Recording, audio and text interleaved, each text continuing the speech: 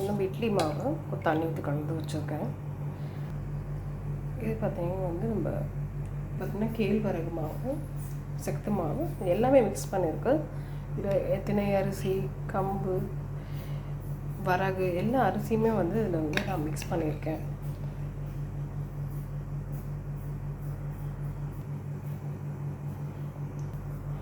மக்காசோளம், நம்ம சத்து மாவுக்கு தேவையான எல்லாமே பண்ணியிருக்கேன். ப்ளஸ் நம்ம திணை அரிசி, வரகு, சாமை எல்லா அரிசியுமே இது மிக்ஸ் பண்ணியிருக்கேன். ஸோ இதை நம்ம மிக்ஸ் பண்ணி நம்ம தோசை பண்ணால் ரொம்ப நல்லாயிருக்கும். தேவையான அளவு உப்பு, நல்லா விஸ்க் வச்சு நல்லா கலந்து விட்டுக்கோங்க. நல்லா கலந்தாச்சு. நல்லா காஞ்சி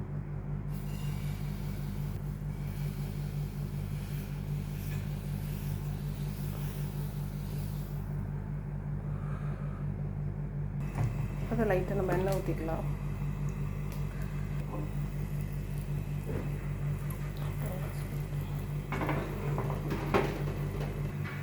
கேரட் சட்னி ரெடி ஆகிடுச்சு.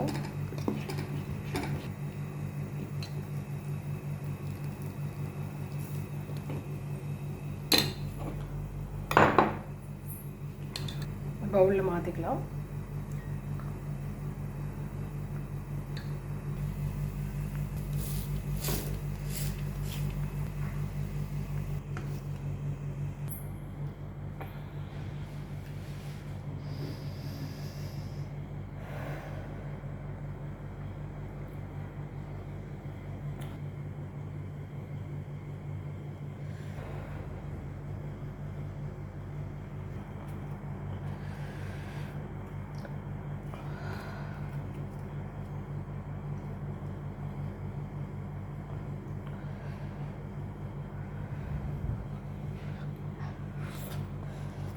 ரொம்ப டேஸ்ட்டாக இருக்கும்.